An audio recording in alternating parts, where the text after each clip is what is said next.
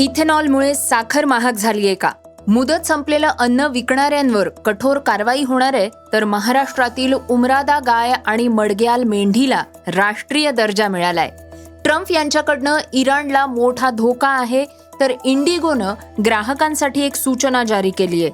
Tokyo ऑलिम्पियनवर नाडाकडनं 10 वर्षांची बंदी येण्याची शक्यता आहे, तर मराठी अभिनेत्री वनिता खरातची फसवणूक झालीय. या बातम्या आपण आजच्या पॉडकास्टमध्ये ऐकणार आहोत. नमस्कार, मी गौरी कुबेर.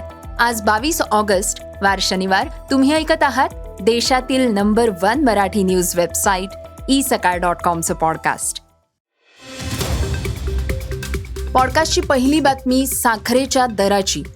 देशात गेल्या काही आठवड्यात साखरेच्या दरात वाढ झालेली आहे. 20 जुलै रोजी साखरेचा भाव 48.18 रुपये प्रति किलो होता, जो 20 ऑगस्ट रोजी वाढून 55.70 रुपये प्रति किलो झाला. याचा अर्थ सुमारे एका महिन्यात भावात 7.52 रुपये प्रति किलोनं वाढ झालीय.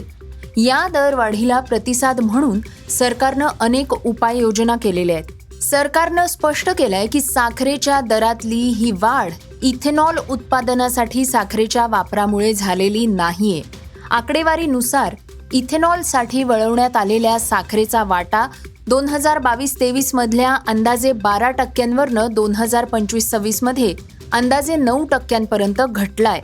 याशिवाय देशात उत्पादित होणाऱ्या इथेनॉलपैकी सुमारे 3/4 इथेनॉल आता धान्यापासनं, प्रामुख्यानं मक्यापासनं मिळवलं जात आहे. या हंगामात देशात साखरेचं उत्पादन सुमारे 30.6 दशलक्ष टन होण्याचा अंदाज आहे. ऊस उत्पादक राज्यांनी सुरुवातीला उत्पादन सुमारे 34.3 दशलक्ष टन राहील असा अंदाज वर्तवला होता. ऊसाच्या पिकाचं लाल कुजवा आणि शेंडा पोखरणी या रोगांमुळे नुकसान झालेलं आहे. अतिवृष्टी आणि पाणी साचल्यामुळे सुद्धा उत्पादनावर परिणाम झालाय. पॉडकास्टची दुसरी बातमी ऐकूयात खाद्यपदार्थांची. जर तुम्ही बाजारातनं वारंवार पॅक केलेलं खाद्यपदार्थ खरेदी करत असाल, तर त्याची कालबाह्य होण्याची तारीख नक्की तपासा. अशा परिस्थितीत जर एखादा दुकानदार किंवा कंपनी कालबाह्य झालेल्या खाद्यपदार्थांवर पुन्हा लेबल लावून त्याची पुनर्विक्री करत असेल, तर ते केवळ नियमांचं उल्लंघन मानलं जाणार नाही. अलीकडेच कर्नाटक उच्च न्यायालयानं अशाच एका प्रकरणावर भाष्य करताना असं म्हटलंय की कालबाह्य झालेल्या खाद्यपदार्थांवर पुन्हा लेबल लावून त्यांची पुन्हा विक्री करणं हे सार्वजनिक आरोग्यासाठी गंभीर धोका निर्माण करू शकतं. नफ्यासाठी सार्वजनिक आरोग्याशी तडजोड केली जाऊ शकत नाही, असं सांगून न्यायालयानं एका कंपनीविरुद्धचा फौजदारी खटला रद्द करण्यास नकारही दिलाय. खराब झालेलं किंवा मुदत संपलेलं अन्न लहान मुलं, गर्भवती महिला, वृद्ध ज्यांची प्रतिकारशक्ती कमकुवत आहे त्यांच्यासाठी विशेषतः धोकादायक ठरू शकतं. पॉडकास्टची तिसरी बातमी पशुधन क्षेत्रासाठीची. महाराष्ट्राच्या पशुधन क्षेत्रासाठी एक ऐतिहासिक आणि अभिमानाचा क्षण आलाय. भारतीय कृषी संशोधन परिषदेच्या कर्नाल इथं राष्ट्रीय पशु अनुवांशिक संसाधन ब्युरोनं राज्यातील 2 महत्त्वाच्या स्थानिक गोवंश जातींची राष्ट्रीय स्तरावर अधिकृतपणे नोंदणी केली आहे. 7 ऑगस्ट 2026 रोजी झालेल्या जात नोंदणी समितीच्या 14व्या बैठकीत या प्रस्तावाला अंतिम मंजुरी देण्यात आली. या दुहेरी सन्मानाअंतर्गत विदर्भातील उमरदा गाय आणि सांगली प्रदेशातील प्रसिद्ध मडग्याल मेंढी यांना स्वतंत्र राष्ट्रीय जाती म्हणून मान्यता देण्यात आलेली आहे. महाराष्ट्राच्या पशुसंवर्धन मंत्री पंकजा मुंडे यांनी या यशाबद्दल आनंद व्यक्त केला आणि याला महाराष्ट्रातील पशुपालकांचा मोठा विजय म्हटलंय. पशुसंवर्धन विभागाचे सचिव डॉक्टर रामास्वामी एन यांनी या प्रक्रियेचं तांत्रिक महत्त्व स्पष्ट करत सांगितलंय की राष्ट्रीय नोंदणीमुळे आता उमरदा गुरं आणि मडग्याल मेंढ्यांची अनुवांशिक क्षमता अधिक बळकट करता येईल. स्थानिक परिस्थिती आणि बदलत्या हवामानाशी जुळवून घेण्याच्या त्यांच्या नैसर्गिक क्षमतेमुळे आता शास्त्रीय संवर्धन आणि शास्त्रीय प्रजननासाठी व्यापक संधी उपलब्ध होतील. पॉडकास्टची चौथी बातमी आहे अमेरिका आणि इराणची. अमेरिका आणि इराण यांच्यातील तणाव पुन्हा एकदा वाढत असल्याचं दिसतंय. अमेरिकेचे अर्थमंत्री स्कॉट बेसेंट यांनी जाहीर केलंय की ट्रम्प प्रशासन इराण सरकारवर आतापर्यंतचं सगळ्यात कठोर आर्थिक निर्बंध लादण्याच्या तयारीत आहे. त्यांच्या मते या निर्बंधांचा उद्देश इराणच्या अर्थव्यवस्थेवर दबाव वाढवणं आणि तिथल्या सरकारला कमकुवत करणं असा आहे.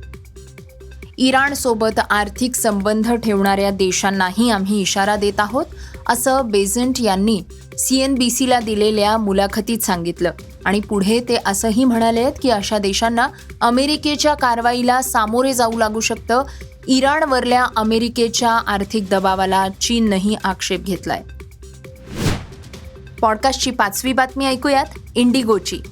जर तुमच्या प्रवासाची योजना असेल किंवा तुम्ही विमान तिकीट बुक करणार असाल तर काळजी घ्या. इंडिगोनं आपल्या ग्राहकांसाठी एक सूचना जारी केली आहे. एअरलाईननं असं म्हटलेलं आहे की त्यांच्या वेबसाईटचा सर्व्हर बंद आहे. त्यामुळे सध्या वेबसाईटवर तिकीट बुकिंग किंवा त्या संबंधित कोणतंही काम करणं शक्य होणार नाहीये. आमच्या मुख्य आरक्षण प्लॅटफॉर्ममध्ये काही अधूनमधून येणाऱ्या समस्या आहेत, ज्यामुळे काही ग्राहकांना आमच्या ऑनलाईन सेवा वापरण्यात अडचणही येऊ शकते. ही समस्या लवकरात लवकर सोडवण्यासाठी आमची टीम आमच्या भागीदारांच्या सहकार्यानं यावर प्राधान्यानं काम करते. पॉडकास्टची 6वी बातमी ऐकूयात क्रीडा क्षेत्रातनं. भारतीय ॲथलेटिक्स जगतातनं एक मोठी बातमी समोर आली आहे.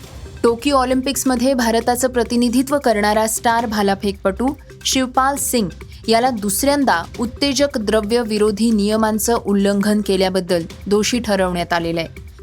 राष्ट्रीय उत्तेजक द्रव्य विरोधी संस्थेच्या उत्तेजक द्रव्य विरोधी शिस्त पालन समितीनं त्याच्यावर 10 वर्षांची बंदी घातली आहे. शिवपालचं हे दुसरं डोपिंग उल्लंघन आहे. त्यामुळे शिस्तपालन समितीनं कठोर भूमिका घेत त्याच्यावर 10 वर्षांची बंदी घातली आहे. पॉडकास्टची शेवटची बातमी आहे अभिनेत्री वनिता खरातची. मराठी मनोरंजन विश्वातली सुप्रसिद्ध अभिनेत्री आणि महाराष्ट्राची हास्य जत्रा फेम वनिता खरात यांच्यासोबत एक मोठा ऑनलाईन घोटाळ्याचा प्रकार घडलाय. अभिनेत्रीनं स्वतः तिच्या सोशल मीडिया अकाउंटवर एक व्हिडिओ शेअर करून या संपूर्ण घटनेची माहिती दिली आहे. तिनं लोकांना फसवणुकीच्या या नव्या प्रकारापासून सावध राहण्याचा इशारा दिलाय, जेणेकरून इतर कोणीही याचा बळी ठरू नये. हे होतं isakal.comचं पॉडकास्ट, अर्थात सकाळचं पॉडकास्ट. हे पॉडकास्ट तुम्हाला कसं वाटलं आम्हाला जरूर कळवा. त्याला रेटिंग द्या आणि इतरांना सुद्धा रेकमेंड करा. तर आपण आता उद्या पुन्हा भेटूयात. धन्यवाद. Script and research Vrushal Karmarkar.